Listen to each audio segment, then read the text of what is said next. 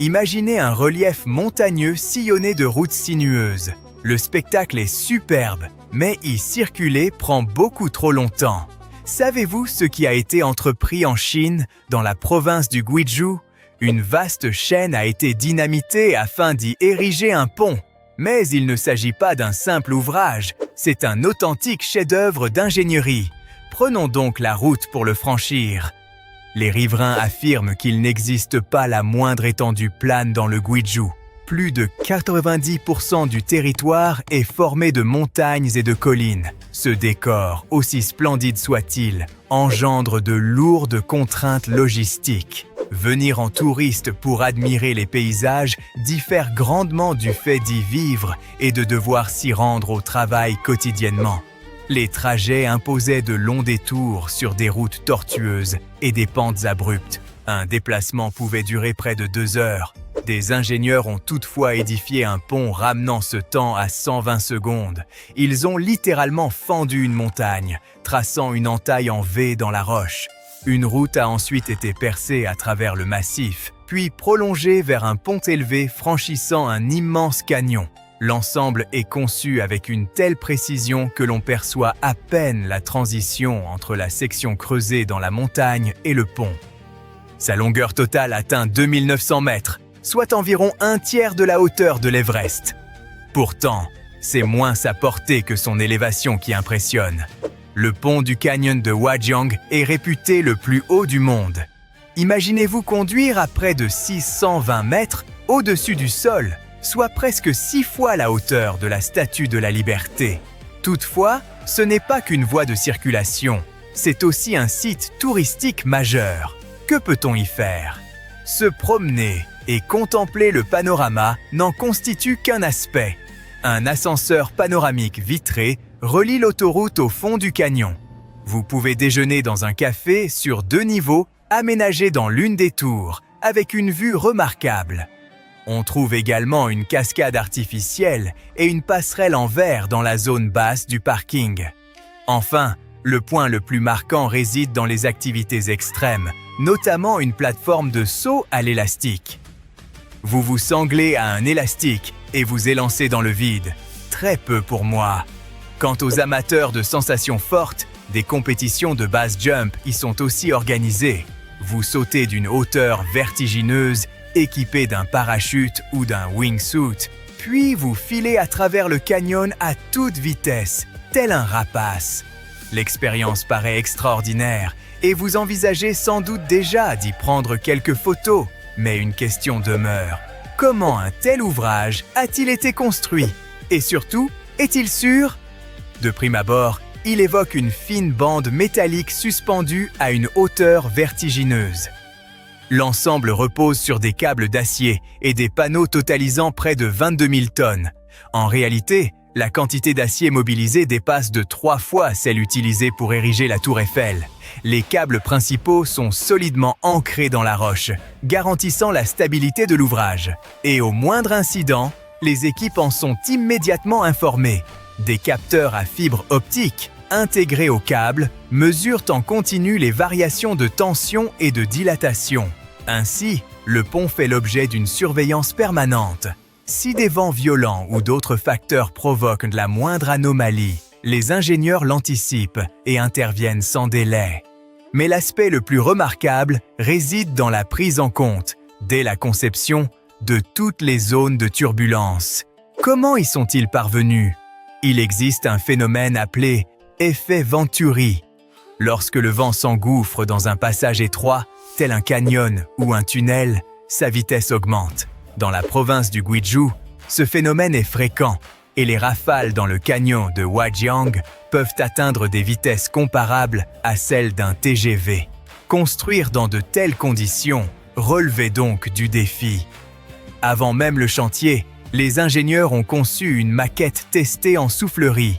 À l'aide d'instruments spécialisés, ils ont analysé les flux d'air et établi une cartographie précise des vents, leur permettant d'anticiper toutes les turbulences. Forts de ces données, ils ont ensuite entrepris la construction réelle.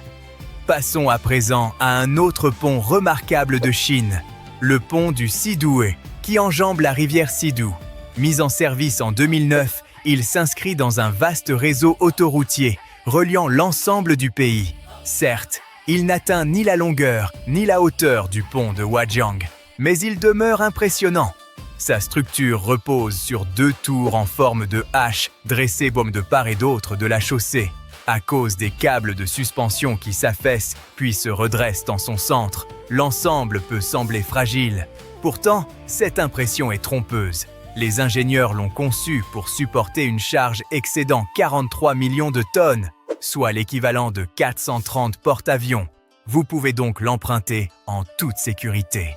Mais l'aspect le plus étonnant de ce pont réside dans sa construction. Pour déployer le premier câble pilote sur plus de 1500 mètres entre les 2 rives, les bâtisseurs ont eu recours à une fusée. À l'image de certaines scènes de films de cambriolage où un grappin est projeté d'un immeuble à un autre, les ouvriers ont appliqué un procédé comparable. Il est peu probable que vous imaginiez qu'un pont puisse être édifié de cette manière. Quittons à présent ces géants technologiques pour découvrir une structure bien plus rudimentaire, mais aussi plus périlleuse. Songez aux récits et films mettant en scène Mowgli ou Tarzan, évoluant dans des jungles épaisses, se balançant de liane en liane. Cette expérience peut devenir réalité au Ghana, au cœur de la promenade de la canopée de Kakoum. Il s'agit d'un ensemble de ponts de cordes suspendus en pleine forêt tropicale. Conçu en 1995 par 2 ingénieurs canadiens et quelques locaux, cette attraction visait à attirer les visiteurs. À première vue, ces passerelles évoquent ces ponts de fortune faits de lianes et de bois que l'on voit dans les films d'aventure.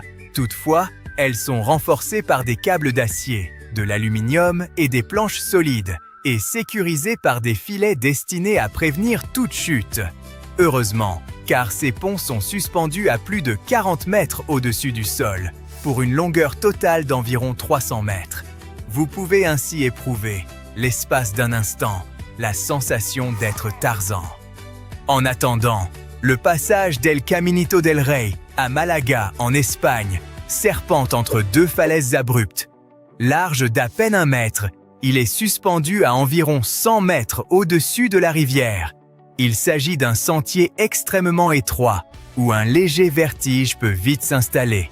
Rassurez-vous toutefois, des garde-corps élevés assurant la sécurité. À l'origine, cet aménagement permettait aux ouvriers de centrales hydroélectriques de franchir ce relief escarpé. Avec le temps, il est devenu un site emblématique de la région. Modeste par ses dimensions, mais d'un charme saisissant, il invite aussitôt à s'y aventurer. Pour ma part, je m'abstiendrai volontiers. Les hauteurs ne m'inspirent de guère. Nous avons débuté avec l'un des ponts les plus avancés sur le plan technologique. Achevons avec l'un des plus périlleux. Il porte le nom de pont suspendu de Husseini et se situe dans la région du Gilgit-Baltistan, au nord du Pakistan. Longtemps, les habitants de cette zone sont restés isolés du reste du pays en raison du relief montagneux et de l'absence d'infrastructures routières. Les plus aisés pouvaient s'y rendre par avion, tandis que tous les autres dépendaient d'une simple traversée à pied. Par la suite, une route fut aménagée, accompagnée de plusieurs ponts en bois précaire, dont le plus célèbre demeure celui de Husseini. Si vous vous tenez à son entrée, il est probable que vous hésitiez avant de vous engager. Aujourd'hui, son apparence... Depuis des temps immémoriaux, la mer Rouge tient à distance l'Asie et l'Afrique. Elles sont assez proches pour se saluer, mais assez éloignées pour que tout passage exige une organisation rigoureuse. Des ferries assurent de la liaison, mais le moment est venu d'envisager mieux. C'est ainsi que les ingénieurs ont imaginé un méga projet de tunnels et de ponts, destiné non seulement à relier les 2 continents, mais aussi à transformer durablement toute la région. Il y a des millions d'années, la péninsule arabique s'est lentement détachée de l'Afrique, ouvrant une entaille d'eau que nous appelons aujourd'hui la mer Rouge. Celle-ci est réputée pour ses eaux d'une limpidité cristalline, ainsi que pour ses récifs coralliens qui semblent avoir été peints par un artiste d'exception. Arrêtons-nous sur un point spécifique, le détroit de Tiran. Tous les navires à destination des ports du Nord doivent se glisser dans ce passage étroit et très fréquenté. D'un côté, l'Égypte et la péninsule du Sinaï, âpre, dorée, ponctuée de stations balnéaires. De l'autre, l'Arabie Saoudite et la côte de Tabuk, où des collines désertiques viennent s'enfoncer dans une eau d'un bleu éclatant. Sur une carte, la distance paraît infime, presque comme si l'on avait omis de connecter deux points. Le détroit ne mesure qu'environ 13 km d'une péninsule à l'autre. Assez peu pour que, par temps clair, l'on distingue parfois la rive opposée. C'est ce goulet animé que les concepteurs souhaitent convertir en un axe direct routier et ferroviaire. Mais que cherchent-ils exactement à édifier? L'objectif est de créer un itinéraire continu entre la péninsule du Sinaï et la côte de Tabuk. Les ingénieurs hésitent encore entre un pont, un tunnel ou une solution mixte qui combinerait les deux. La difficulté se cache sous la surface. Près du rivage, le fond est suffisamment peu profond pour soutenir de solides colonnes, mais plus au large, il s'abaisse brusquement jusqu'à atteindre environ 270 mètres, comme une abrupte falaise sous-marine. Une telle profondeur exclut les appuis d'un pont classique. Le tracé doit donc épouser le relief, plutôt que d'imposer une forme unique sur toute la traversée. S'ils optèrent pour un pont, les constructeurs poseraient sur le fond marin d'immenses tubes d'acier appelés caissons, que l'on peut comparer à de gigantesques seaux métalliques. Une fois en place, l'eau est évacuée afin que les équipes édifient à l'intérieur une base parfaitement sèche. Le béton transforme alors cet espace en piliers surgissant des profondeurs, et des grues flottantes déposent entre ces appuis de longues travées routières comme des pièces d'un puzzle. Cette méthode convient aux zones peu profondes, mais l'ancrage devient délicat en profondeur, à cause de la pression élevée, des sols meubles et de la forte houle. Les tunnels contournent cette difficulté en passant sous l'obstacle. Les équipes peuvent y envoyer des tunneliers, surnommés des vers, ou fabriquer à terre de vastes segments, de la taille d'un sous-marin, avant de les immerger à leur emplacement. C'est le procédé employé pour la liaison géante Hong Kong-Zhuhai-Macao, qui démontre son efficacité même dans des eaux profondes et fréquentées. On pourrait regarder la carte et se dire « 13 km, ce n'est pas grand-chose ». Mais en réalité, l'entreprise n'a rien à voir avec le fait de jeter un énorme tronc par-dessus une rivière et d'y voir un pont. Voitures, bus et trains exigent de longues rampes progressives, sans pente brutale, dignes de montagnes russes. En ajoutant ces accès de part et d'autre, l'ensemble pourrait atteindre une trentaine de kilomètres, rejoignant ainsi le cercle des géants comme le pont-tunnel de Chesapeake Bay aux États-Unis ou la chaussée du roi Fahd entre l'Arabie Saoudite et Bahreïn. Mais l'ampleur du projet et le fond marin capricieux ne sont pas les seuls obstacles. Le climat complique tout autant la tâche. Les températures dépassent fréquemment les 38 degrés. Le béton durcit trop vite, obligeant à le refroidir ou à travailler sur des plages horaires réduites. L'acier se dilate sous la chaleur, rendant les ajustements précis pénibles. Quant aux ouvriers, ils ne peuvent rester longtemps au soleil sans avoir l'impression de cuire sur place. À cela s'ajoute l'air salin de la mer Rouge, qui attaque le métal plus rapidement qu'on ne l'imagine, imposant des protections résistantes et des inspections régulières pour préserver l'ouvrage. Si ce projet reçoit l'autorisation, il faudra compter plusieurs années de travaux. Une comparaison éclairante serait le pont de l'Øresund, entre le Danemark et la Suède.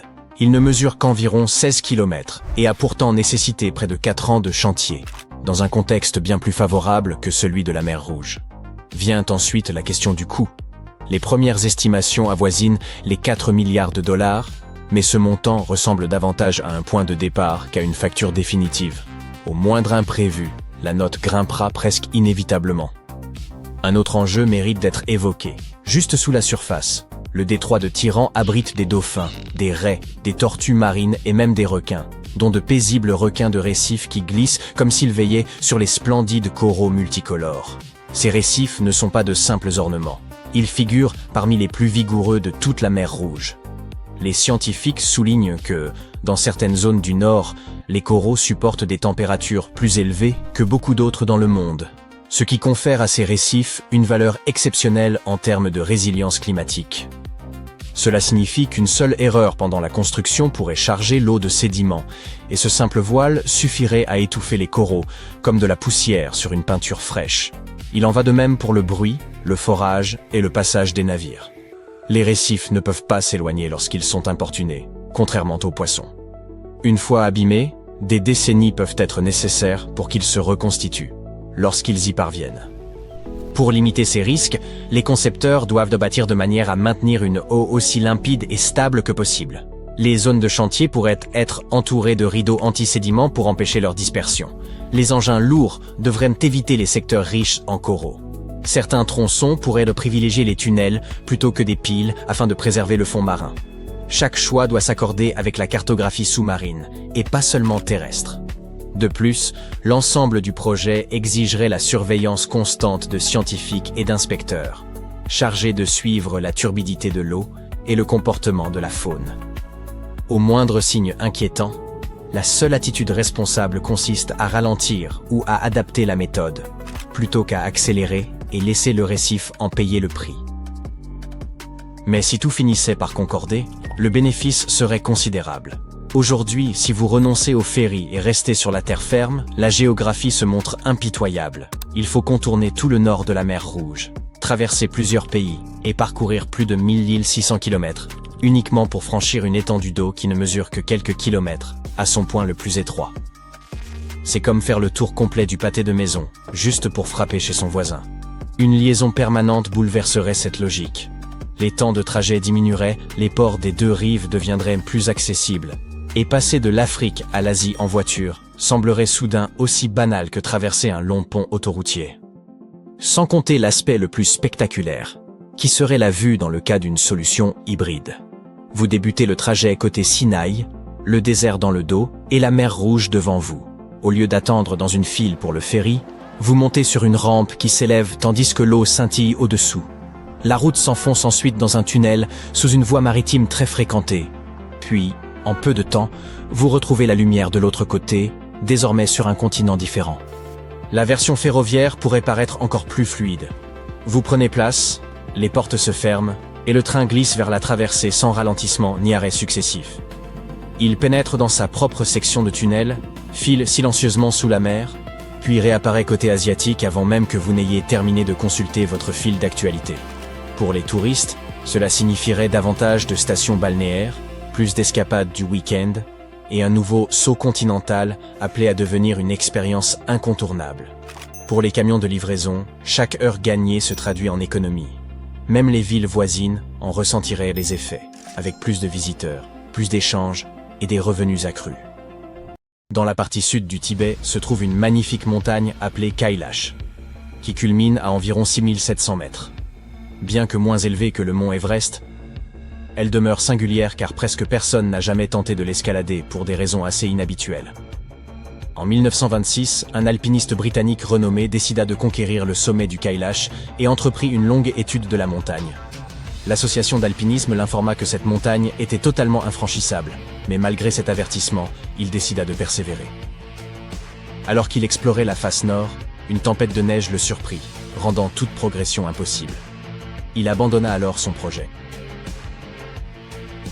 La tentative suivante fut menée par un autre alpiniste, le colonel Wilson, qui parvint à trouver un passage propice vers le sommet avec son partenaire. Convaincus de toucher au but, ils durent cependant renoncer à cause des rigueurs de l'hiver. Le colonel voulait retenter l'ascension, mais n'en eut jamais l'occasion. Un autre prétendant au sommet était un écrivain et alpiniste australien. Lors de son exploration des montagnes tibétaines, il aperçut le Kailash et pensa qu'il pourrait facilement atteindre son sommet. Il rencontra un lama local et lui demanda s'il était possible de gravir le Kailash.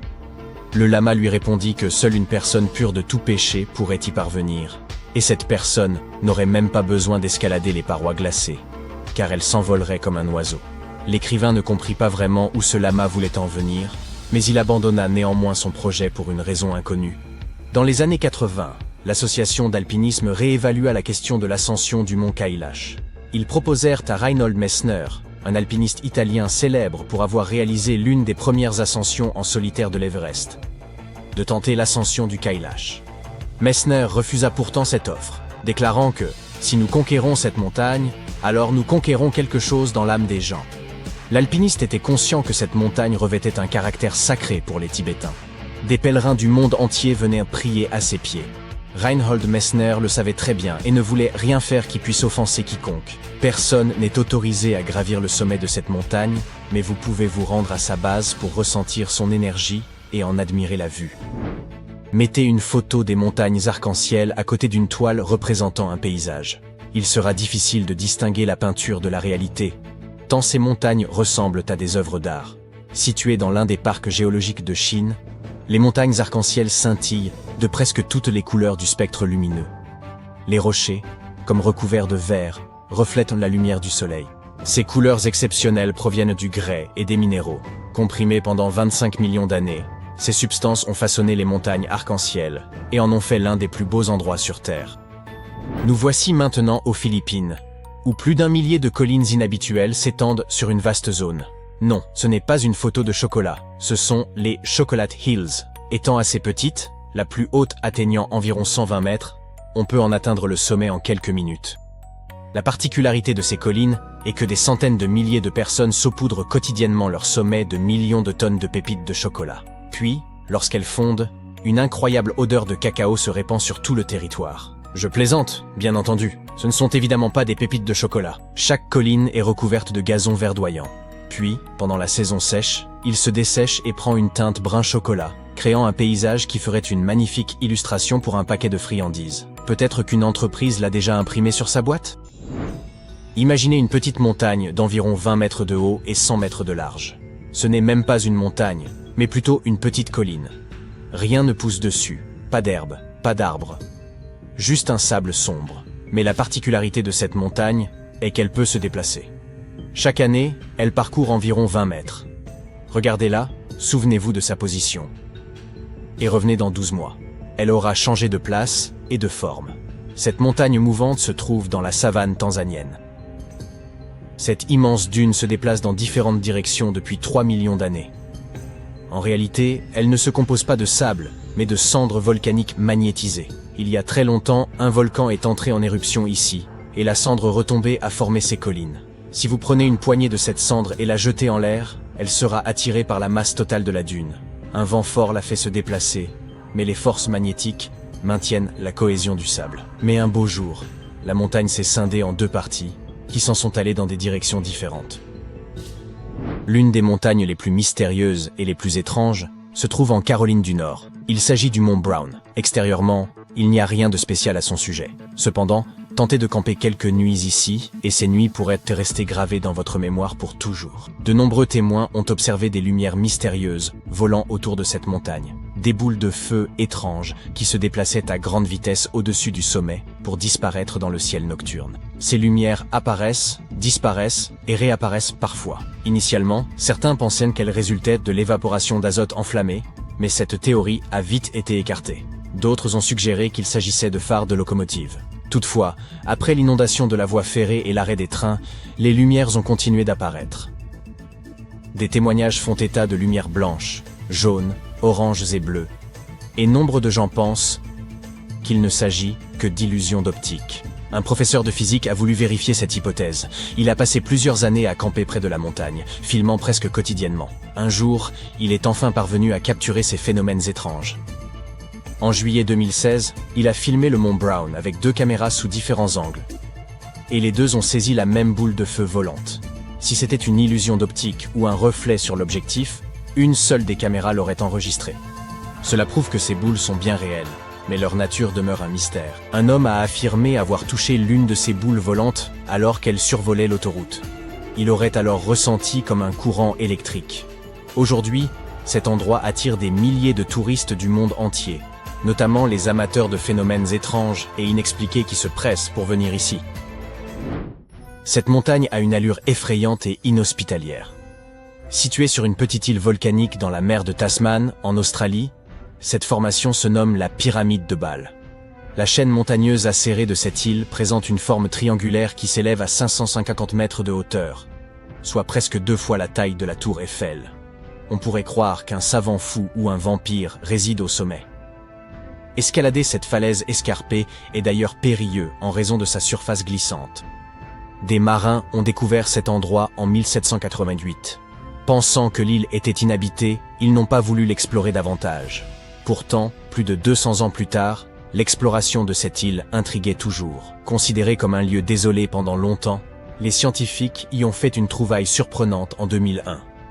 Lors d'une ascension, ils ont découvert un étrange buisson à une hauteur d'environ 30 mètres. Quelque chose remuait à l'intérieur. En écartant les branches, ils ont découvert une colonie de gros insectes. des Dryococellus australis ou homards arboricoles. Ces petits êtres appartiennent à la famille des phasmes et ressemblent un peu à des saucisses. Ils mesurent une quinzaine de centimètres et sont pourvus de 6 pattes tenaces et d'une carapace solide de couleur brune. Ce jour-là, les scientifiques ont compté 27 insectes. Le plus surprenant est que ces homards arboricoles étaient considérés comme éteints depuis le début du XXe siècle. Comment ont-ils atterri sur cette montagne? Et comment ont-ils survécu dans cet endroit reculé et apparemment dépourvu de vie? Personne ne le sait. En 2009, les habitants d'Ishikawa au Japon ont vu tomber un type de pluie que personne n'avait jamais vu auparavant. Il pleuvait des têtards. La première explication fut que le vent ce jour-là était si puissant qu'il avait soulevé et emporté tous ces têtards dans les airs. La deuxième explication fut que de gros oiseaux comme les mouettes les avaient simplement lâchés en volant vers leur nid. Certains scientifiques pensent que ces créatures ont été soulevées du sol par une trombe marine et qu'elles sont retombées en pluie plus tard. D'ailleurs, ce jour-là, les gens avaient trouvé non seulement des têtards, mais aussi des grenouilles et des poissons à la place des flaques d'eau habituelles. Et oui, il peut aussi pleuvoir des vers. Certaines personnes prétendent même avoir vu des pluies de serpents. Au secours! C'était au printemps de 1876 dans le comté de Bath, Kentucky. Madame Crouch fabriquait du savon dans la cour de sa maison quand elle a soudain remarqué qu'il s'était mis à pleuvoir de la viande. Ce n'était pas de la viande hachée, mais de gros morceaux de viande de 7,5 cm de diamètre qui tombaient directement sur elle. 2 personnes eurent assez de courage pour goûter cette viande d'origine inconnue et elles dirent qu'elle avait un goût d'agneau ou de cerf. Mais ce n'étaient pas des experts en gastronomie car il s'agissait en fait de bœuf. Des phénomènes similaires ont été signalés en Europe également, et la seule explication logique à ces averses de viande est que les rapaces qui survolent le pays laissent parfois tomber des morceaux de leur déjeuner. Sans ce lest, leur corps est plus léger et ils volent plus facilement. Comme j'aimerais qu'il pleuve un jour des beignets.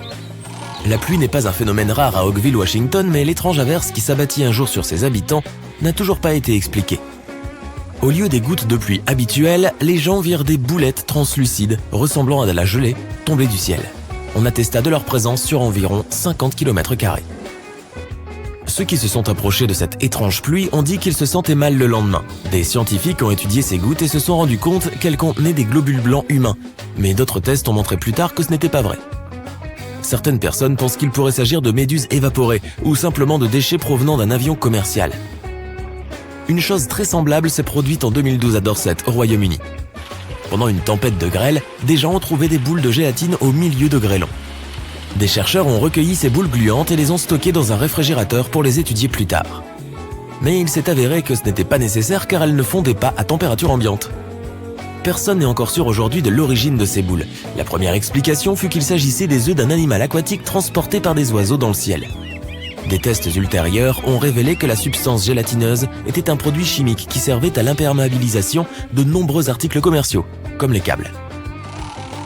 L'Australie est célèbre pour ses araignées et pour effrayer les gens. Celles-ci ont même appris à pleuvoir. Les pluies d'araignées sont une chose assez courante en Australie et elles sont dues à un mode de déplacement appelé le ballooning. Elles grimpent aux arbres, puis filent des brins de soie et se laissent ensuite emporter par le vent. En général, les gens ne les remarquent pas, mais quand il fait humide, des centaines d'araignées grimpent se mettre à l'abri. On dit que lorsqu'il pleut ou qu'il neige, il est possible d'apercevoir des araignées flotter avec leurs toiles, comme de petites montgolfières. Si tu te rends un jour sur le Mékong, tu auras probablement la chance de voir des boules lumineuses sortir de l'eau et s'élever dans les airs. Les habitants les appellent les boules de feu des Nagas. Leur taille peut varier, elles peuvent être aussi petites qu'une cerise et aussi grandes qu'une pastèque. La nuit, tu peux voir des dizaines et parfois même des milliers de boules de feu. Les scientifiques ne savent pas encore expliquer ce phénomène, mais il s'agit probablement de gaz inflammables libérés par l'environnement marécageux. Pourtant, une superstition locale prétend que tout cela est dû à un serpent géant qui vit dans le fleuve. La trombe marine est une tornade qui ne se produit pas sur terre mais sur l'eau. La vitesse de cette trombe peut être très élevée. L'eau est aspirée et partiellement tirée vers le haut. Même des poissons et des tortues sont entraînés dans les airs. En fait, les pluies de poissons peuvent aussi être expliquées par ce phénomène météorologique. La même chose peut se produire avec de la neige. Mais c'est vraiment rare. Il n'existe que 6 photos de trompes de neige, dont 4 ont été prises en Ontario. Ce phénomène météorologique nécessite que l'eau soit suffisamment chaude pour produire du brouillard et que la température de l'air soit très basse. C'est presque impossible. La lave est rouge, le ciel est bleu, je regarde sympa avec mes vieux. Pas mal, hein? Mais le fait est que la lave n'est pas forcément toujours rouge. Tu peux en avoir la preuve en regardant celle qui s'écoule du volcan Kawah Ijen, situé en Indonésie. Elle a une couleur rouge caractéristique pendant la journée, mais la nuit elle se teinte d'un bleu luminescent. Aucun mystère là-dedans, juste des tonnes d'acide sulfurique. Le cratère de ce volcan contient aussi le plus grand lac acide du monde. L'eau turquoise te donnerait presque envie de piquer une tête, mais tu as probablement déjà compris que ce n'est pas recommandé. Le feu de ce volcan est lui aussi bleu. Et c'est le plus grand feu bleu du monde. Il peut atteindre jusqu'à 5 mètres de haut. Dans certains endroits, l'eau peut ressembler à du verre. Les étangs de sel blanc ressemblent à des fenêtres ou même à des entrées vers un monde souterrain. Ils doivent leur apparence à l'évaporation du sel. On trouve ces lacs en France et en Inde.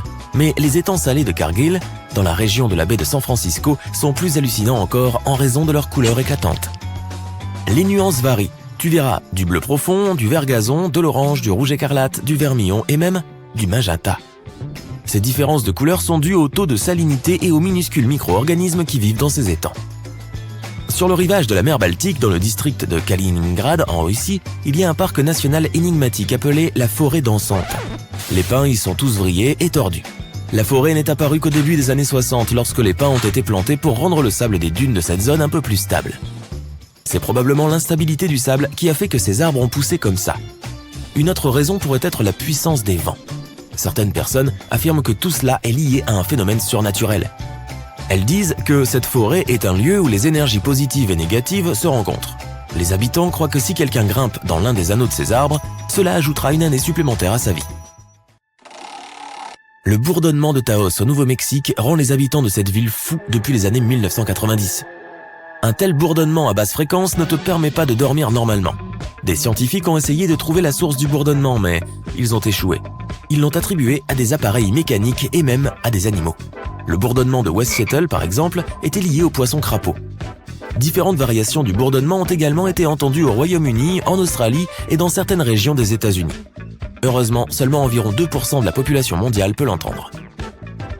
Les nuages noctulescents, ou nuages nocturnes lumineux, sont très rares, car premièrement, ils ne se forment qu'en été. Et deuxièmement, on peut les voir qu'à des latitudes comprises entre 50 et 70 degrés, au nord comme au sud. Pour voir ces nuages, le soleil doit déjà être sous l'horizon. Mais les nuages doivent être encore frappés par le soleil. C'est possible pour les nuages les plus élevés qui sont situés à environ 80 km d'altitude. Nous ne pouvons pas les voir pendant la journée car ils sont trop pâles. Les cercles de fées, également connus sous le nom de rondes sorcières, sont d'énigmatiques formations annulaires de champignons qui apparaissent dans les prairies et les zones forestières. Les scientifiques ne savent pas expliquer pourquoi ces champignons parviennent à former des cercles presque parfaits.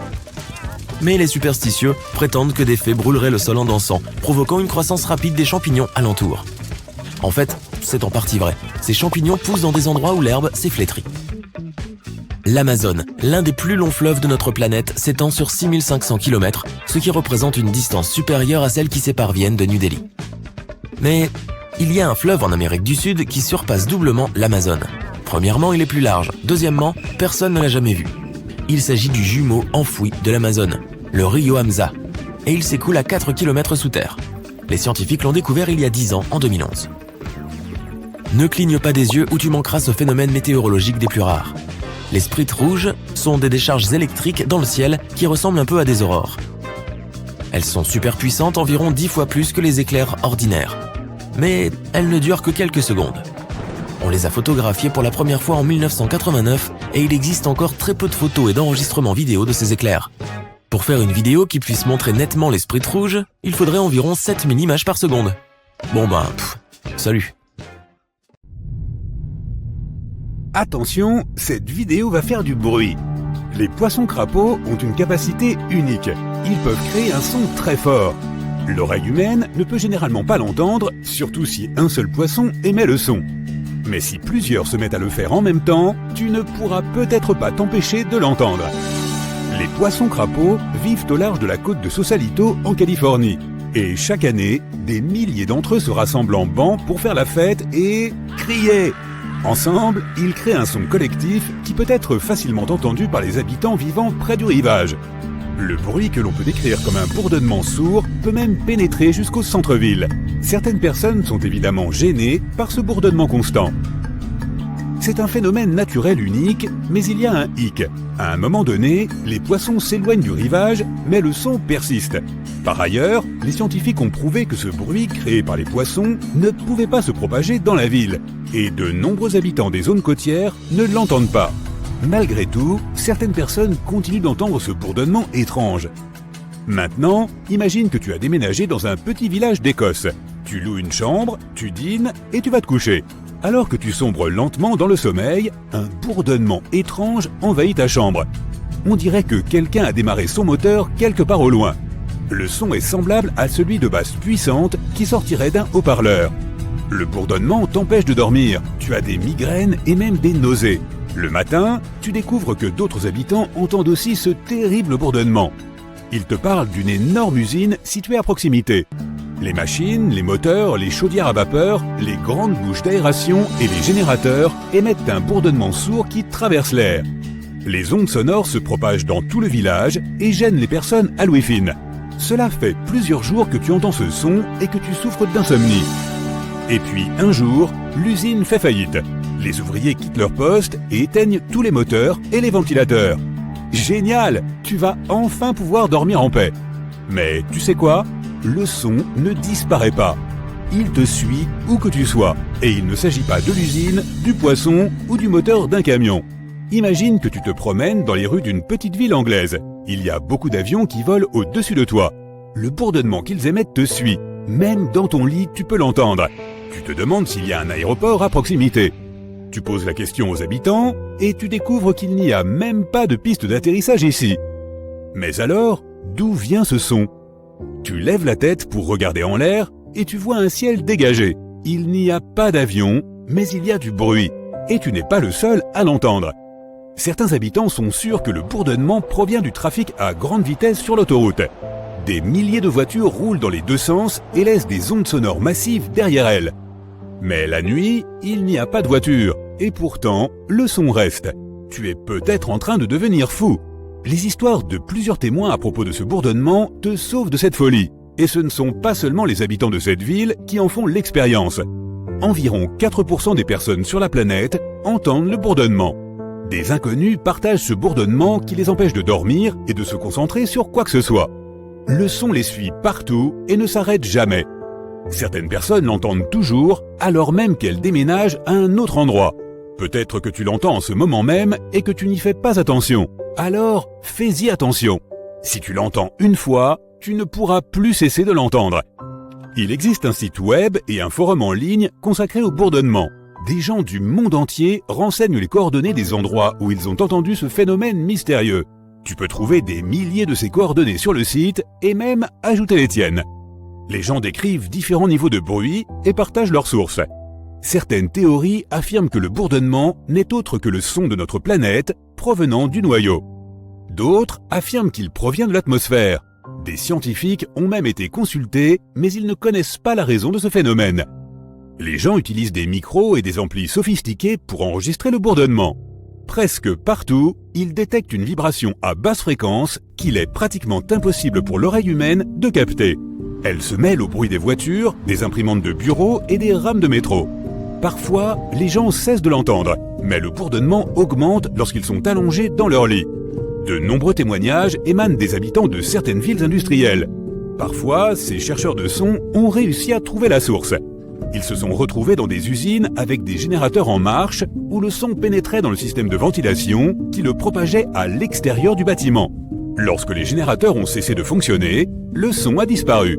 Mais ce sont des cas rares. La plupart du temps, personne ne peut trouver la source du bourdonnement. L'un des endroits les plus célèbres où tu peux l'entendre se trouve dans la ville de Taos, au Nouveau-Mexique. Environ 2% des habitants entendent un bourdonnement étrange tous les jours. Certains touristes en font aussi l'expérience. Des scientifiques sont venus dans la ville pour étudier ce mystère, mais n'ont trouvé aucune explication. Selon certaines théories, l'acoustique inhabituelle de cet endroit est à l'origine du bourdonnement. D'autres pensent qu'il s'agit simplement d'une hallucination ou du pouvoir de suggestion collective. Tout le monde parle tellement du bourdonnement que le cerveau crée l'illusion d'un son qui n'existe pas. Les habitants croient que la nature du bourdonnement est mystique et associée à de mauvais esprits. Quoi qu'il en soit, personne n'a encore découvert la vérité. Le bourdonnement que les gens entendent partout dans le monde est peut-être le résultat de l'activité sismique des plaques tectoniques sous les eaux océaniques. D'énormes morceaux de la croûte terrestre se déplacent lentement et entrent en collision les uns avec les autres. Cela crée un bruit qui nous parvient sous la forme d'un bourdonnement. Mais pourquoi seules quelques personnes l'entendraient-elles? Peut-être qu'environ 4% de la population mondiale possède un sens unique de l'ouïe. Quoi qu'il en soit, les scientifiques n'ont pas non plus été en mesure de confirmer la théorie des plaques tectoniques. Certains chercheurs pensent que les sous-marins en sont la raison. Ils utilisent des signaux radio à basse fréquence pour communiquer dans le monde entier. Ces signaux se propagent à la surface et peuvent affecter le corps humain. Lorsque l'oreille capte ces ondes sonores, elle réagit et provoque des vibrations similaires au bourdonnement. Cela se produit parce que l'énergie sonore à basse fréquence entre en collision avec les tissus mous du crâne et stimule le nerf auditif. En fait, ce n'est même pas un son, c'est une hallucination qui est créée par ton cerveau. Quoi qu'il en soit, personne ne peut confirmer cette théorie non plus. Peut-être que les orages créent le phénomène du bourdonnement. Environ 8 millions d'éclairs frappent la Terre chaque jour. Chaque impact crée une puissante charge électromagnétique. La foudre pénètre dans l'air et le fait résonner entre la surface de la Terre et l'ionosphère. Cela semble compliqué, mais le principe est simple. Imagine que tu souffles dans le goulot d'une bouteille. Tu entends ce faible bourdonnement? La foudre fonctionne de la même façon avec l'air. Et ce n'est pas qu'un seul coup. Imagine des millions de ces coups de foudre. Les ondes sonores se propagent sur toute la planète et certaines personnes les entendent. Les éclairs frappent la Terre en permanence, si bien que le bourdonnement ne s'arrête jamais. En 1973, des scientifiques ont avancé une théorie selon laquelle la cause du bourdonnement serait le cisaillement du jet stream contre l'air plus lent. En d'autres termes, le vent et les flux d'air rapides croisent les flux plus lents et un sifflement apparaît, amplifié par les tours électriques et les lignes à haute tension. D'ailleurs, les premiers témoignages de bourdonnement sont apparus dans les années 70. Les gens ont découvert l'existence de ce phénomène dans la petite ville britannique de Bristol. Des dizaines de résidents ont entendu ce bruit étrange dans différents endroits de la ville. Au début, ils l'ont ignoré. Puis le son est devenu de plus en plus irritant. Il empêchait les gens de travailler et de mener leur vie quotidienne. Ils n'arrivaient plus à dormir ni à se concentrer sur quoi que ce soit. Dans la ville voisine, il y avait un entrepôt avec des ventilateurs industriels. Les habitants étaient sûrs que c'était la raison du bourdonnement. L'entrepôt a cessé de fonctionner quelques années plus tard, mais le son est resté. Tu peux même encore l'entendre aujourd'hui si tu visites la ville. Il existe de nombreuses théories sur le bourdonnement, mais on peut en éliminer presque la moitié grâce à un seul facteur. Les plaques tectoniques, l'activité sismique, les éclairs, la croûte terrestre et la résonance de l'air sont des phénomènes naturels. Or, les gens n'ont pas parlé du bourdonnement avant les années 70. Si ce phénomène était apparu plus tôt, de nombreux journaux auraient écrit à ce sujet. Donc, manifestement, le bourdonnement n'est pas un mystère de la nature. C'est peut-être une conséquence de toutes nos avancées technologiques. Les usines, les lignes électriques, les avions, les... En 1994, la famille Sherman fit l'acquisition d'un modeste ranch dans l'Utah, à quelques 240 km au sud-est de Salt Lake City. La demeure était vaste, la nature environnante splendide, et le ciel nocturne constellé d'étoiles. Une nuit pourtant, Terry Sherman perçut un bruit singulier provenant de l'extérieur. En sortant, il distingua un loup de taille démesurée, comme il n'en avait jamais vu. Il tenta de l'éloigner puis se lança à sa poursuite, mais les traces se dissipèrent soudain, comme si l'animal s'était évaporé dans les airs. Ce ne fut là qu'un des nombreux épisodes inquiétants et étranges survenus au ranch Skinwalker. Les terres où se situe la ferme furent autrefois occupées par le peuple Ute. Jadis, ils s'opposèrent aux Navajos qui, selon la légende, leur envoyèrent des Skinwalkers. Pour les locaux, un Skinwalker est une sorcière malveillante, capable d'endosser l'apparence de n'importe quel animal ou être humain. Des rumeurs persistent, affirmant que ces entités rôdent encore dans la région. Peut-être la famille Sherman en croisa-t-elle un, mais ce point importe peu. L'apparition du loup gigantesque n'était qu'un prélude. Durant les 2 années suivantes, elle rapporta de mystérieux éclairs lumineux, des objets étranges dans le ciel, des cercles tracés dans les cultures, et des voix énigmatiques semblant flotter au-dessus d'eux. Le plus inquiétant demeurait toutefois les sévices infligés au bétail. Heureusement, les Sherman ne cédèrent pas au schéma convenu des films d'horreur. En 1996, ils cédèrent leur propriété à Robert Bigelow, homme fortuné et curieusement attiré par ce ranch en particulier. Et pour cause, Robert Bigelow cultivait un goût marqué pour les phénomènes insolites et inexpliqués. Il fonda le National Institute for Discovery Science, ou NIDSCI, et fit du ranch Skinwalker un pôle d'observation privilégié pour les manifestations inquiétantes. Depuis les années 50, la région avait enregistré des centaines de témoignages signalant des objets mystérieux dans le ciel. Et non, il ne s'agissait pas de banales soucoupes volantes. On parlait plutôt de lumières éclatantes, dessinant parfois la silhouette de portes ou de passages. Ainsi, Robert Bigelow et son IDSCI firent état d'apparitions lumineuses et de maladies frappant les animaux. Pourtant, après des années d'investigation, aucune preuve tangible ne vint confirmer l'existence d'un phénomène extraordinaire. Les gens étaient témoins d'étranges manifestations, mais les instruments demeuraient muets. Tout cela prenait l'allure d'une vaste supercherie. Puis, l'année 2016 marqua un tournant lorsque le ranch Skinwalker fut cédé à un acquéreur anonyme. 4 ans plus tard, ce nouveau propriétaire entreprit quelque chose que nul n'avait encore osé. Imaginez l'intérêt d'observer ces phénomènes, non plus au moyen de vieilles caméras aux images médiocres, mais grâce à un arsenal moderne. Enregistreurs vidéo haute définition, microphones puissants, caméras thermiques et divers capteurs sophistiqués. Et songez qu'il serait possible de suivre ces captations en direct. C'est précisément ce que fit le nouvel acquéreur, Brandon Fugal, magnate de l'immobilier originaire de l'Utah. Il ne se contenta pas d'acheter le ranch, mais conclut également un accord avec la chaîne History Channel pour produire son émission « Les secrets du Skinwalker Ranch ». Le but de ce projet est d'appliquer une démarche scientifique à l'étude de phénomènes inexpliqués. Pour ce faire, Fugal transforma la propriété en une vaste émission de télé-réalité qui dure maintenant depuis 5 ans. Il déclara d'emblée qu'aucune falsification, trucage ou image de synthèse ne viendrait altérer l'authenticité des enregistrements. Aucune production traitant de paranormal ne rivalise avec celle-ci quant au réalisme et à l'authenticité. Fugal y déploie des systèmes d'imagerie thermographique, des récepteurs de données de transpondeurs aériens, des magnétomètres, des caméras spécialisées capables de détecter le rayonnement infrarouge et de le convertir en images, ainsi qu'un ensemble d'équipements scientifiques complexes. Toutes ces données sont mises à la disposition du public, et les amateurs les plus passionnés peuvent, en direct, surveiller un réseau de 50 caméras dotées de microphones, répartis sur l'ensemble du domaine. Ce privilège est bien sûr payant. L'adhésion au programme Skinwalker Ranch Insiders débute à $8 par mois. Depuis le lancement de l'émission, plus de 10 000 personnes s'y sont inscrites. Les membres peuvent non seulement visionner les images, mais aussi orienter les caméras et ajuster le zoom. En complément des caméras et des imageurs thermiques, Fugal déploya dans le ciel des lasers spéciaux conçus pour se réfléchir sur toute surface rencontrée. Lorsque l'atmosphère est dégagée, ces faisceaux montent haut dans les airs, et en présence d'un obstacle, ils rebondissent immédiatement. Dans l'un des épisodes, cet arsenal permit de détecter un objet volant demeuré invisible à l'œil nu. Fugal affirma aussi avoir observé d'étranges engins dans le ciel. Pour lui, le ranch Skinwalker devint l'incarnation de la 4e dimension. Un jour, les enregistrements vidéo révélèrent qu'une porte s'était brusquement refermée, sans le moindre souffle de vent. D'autres manifestations inquiétantes concernèrent le bétail.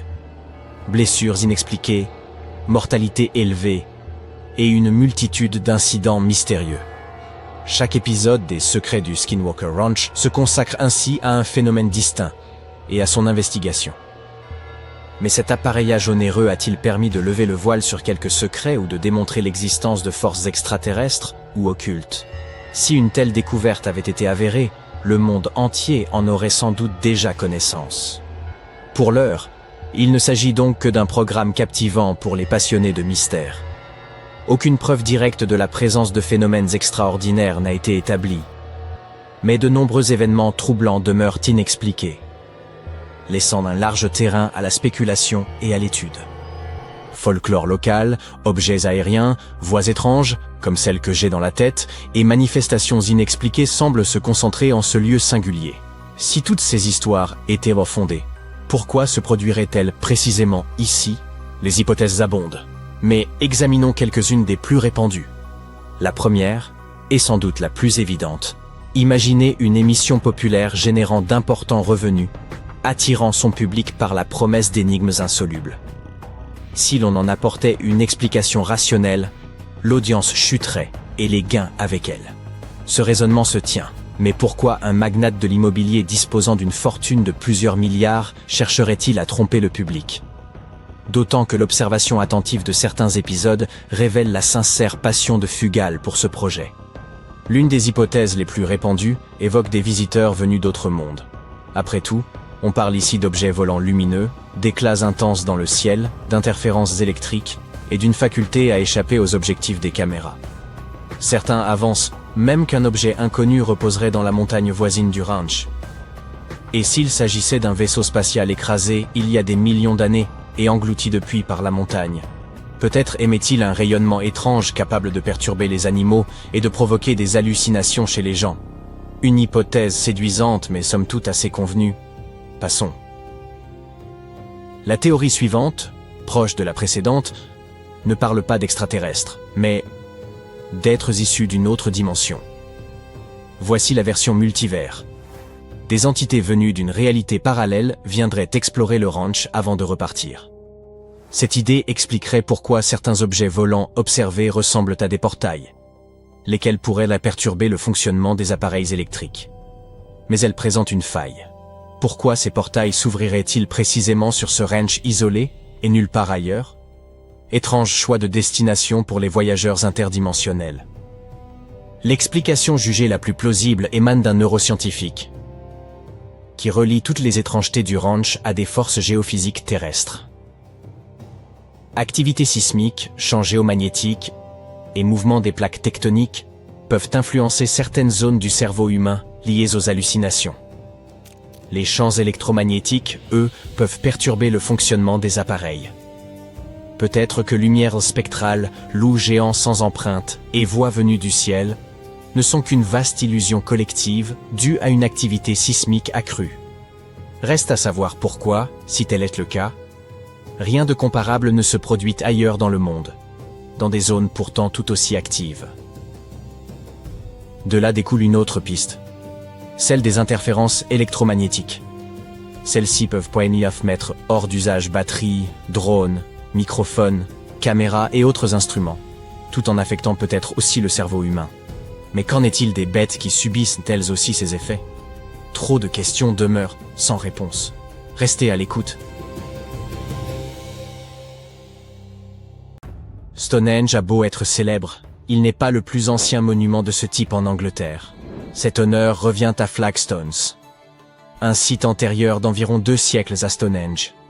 Il est même possible que les bâtisseurs de Stonehenge aient été des imitateurs, ou, comme certains préfèrent le dire, qu'ils se soient inspirés de Flagstone. Entamons l'exploration du mystère de Flagstones en déterminant son âge exact. Pour élucider cette énigme, les chercheurs ont eu recours à une méthode très efficace, la datation au radiocarbone des monuments préhistoriques. Cette technique s'applique aux matériaux organiques, tels que le bois, les ossements ou le charbon, pouvant remonter jusqu'à près de 60 000 ans. Ces matériaux renferment une substance connue sous le nom de carbone 14. Lorsqu'un organisme meurt, son carbone 14 commence à se désintégrer selon un rythme constant. En évaluant la quantité restante, les scientifiques peuvent en déduire l'ancienneté des objets étudiés. Cette méthode impressionnante a d'ailleurs valu à son inventeur le prix Nobel. Grâce à cette technique, il a été établi que Flagstones fut érigé aux environs de 3200 avant notre ère, ce qui le rend même antérieur aux premières phases de construction de Stonehenge. Toutefois, Flagstones commence tout juste à nous dévoiler ses secrets. Le site de Flagstones se trouve dans le Dorset, au sud-ouest de l'Angleterre, à quelques 59 km de Stonehenge. Sa découverte remonte aux années 1980, lors de travaux de construction routière. Les archéologues mirent alors au jour un vaste fossé circulaire, d'environ 100 mètres de diamètre, composé de fosses se recouvrant partiellement. À l'intérieur, ils exhumèrent les restes d'au moins 7 personnes, un adulte incinéré, 3 jeunes individus et 3 autres adultes dont les corps étaient partiellement brûlés. Ces éléments suggèrent que le site pourrait avoir servi de lieu de crémation funéraire. Flagstones se présente essentiellement comme un vaste cercle ancien, établi précisément là où vivaient les premières communautés agricoles.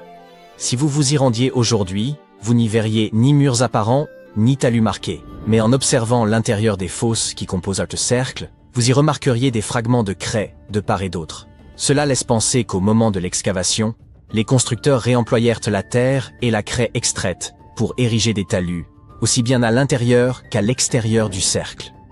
Ce lieu particulier s'inscrit au cœur d'un ensemble dense de monuments très anciens, érigés sur plusieurs millénaires durant les périodes néolithiques et de l'âge du bronze.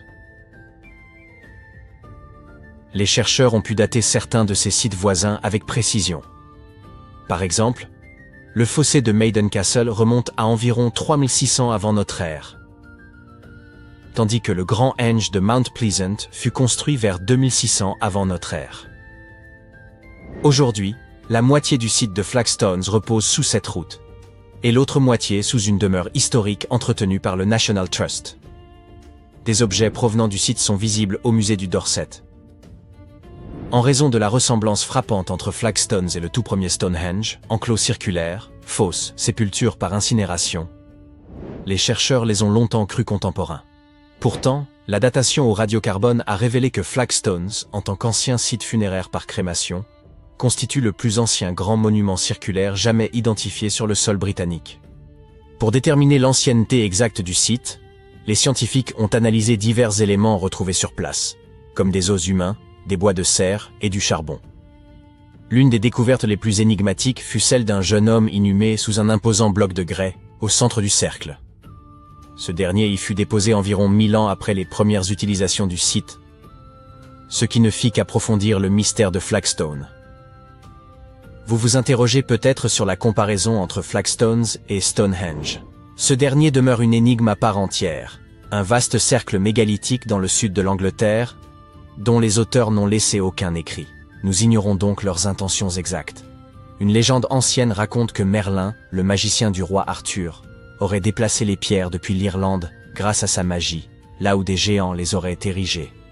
Une autre version affirme que des Danois en seraient les bâtisseurs.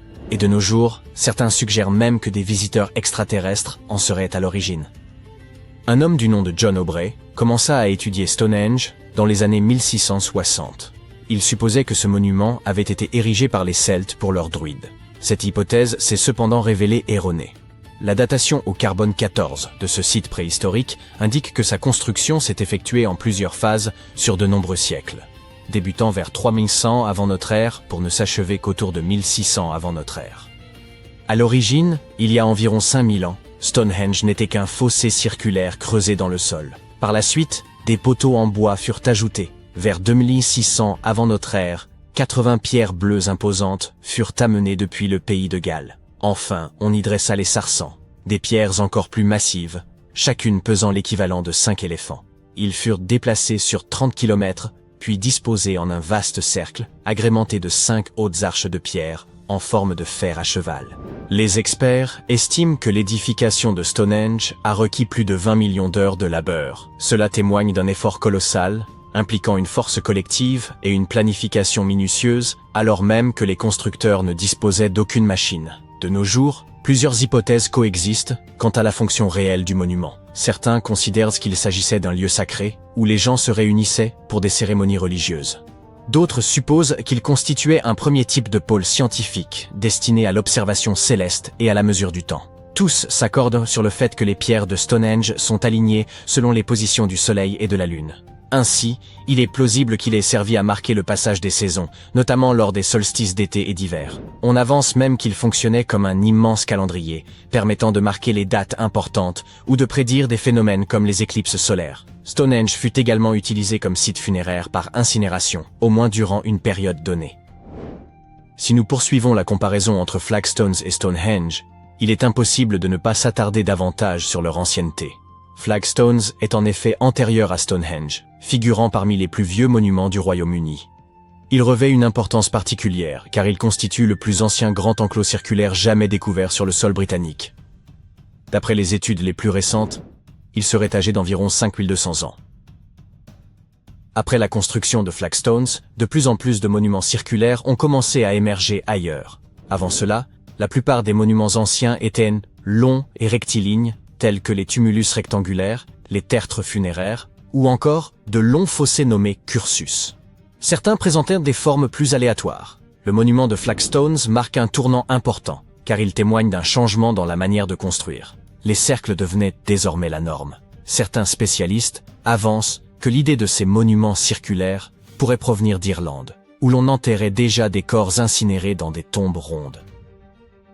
Cependant, bien que Flagstones soit plus ancien que Stonehenge, de nouvelles découvertes suggèrent que ce dernier pourrait nécessiter une nouvelle datation. Certains objets trouvés à Stonehenge, notamment des ossements animaux, sont plus anciens que la structure principale. Ainsi, près des entrées, les archéologues ont découvert des os de cerf et des crânes de bovins datant d'environ 3200 avant notre ère.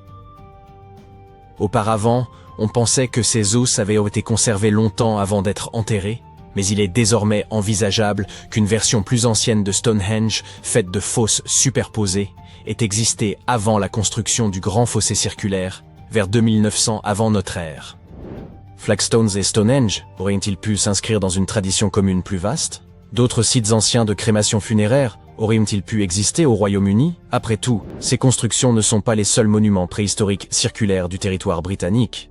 Au pays de Galles, un site comparable appelé le Henge de Llandigai présente lui aussi l'aspect d'une sépulture circulaire. Ce mode d'inhumation pourrait avoir été une pratique largement répandue à travers le Royaume-Uni, comme en témoigne l'existence de structures similaires dans l'est de l'Irlande. Dans la vallée de la Boyne, par exemple, des lieux anciens tels que le Mont des Otages étaient utilisés de manière analogue. Aujourd'hui, les chercheurs souhaitent intensifier leurs fouilles en Irlande afin de déterminer si certains de ces monuments datent d'une époque antérieure à 3200 avant notre ère. S'ils s'avéraient plus anciens que Flagstones, ils pourraient éclairer les origines de la construction des sites funéraires circulaires et expliquer pourquoi cette pratique s'est étendue à travers la Grande-Bretagne et l'Irlande. Plus nous accroîtrons nos connaissances, mieux nous comprendrons la véritable fonction de ces lieux, ainsi que la manière dont les peuples anciens partageaient croyances et traditions par-delà la mer. Reste à espérer qu'un jour, le mystère de Flagstones, l'un des plus anciens monuments du Royaume-Uni,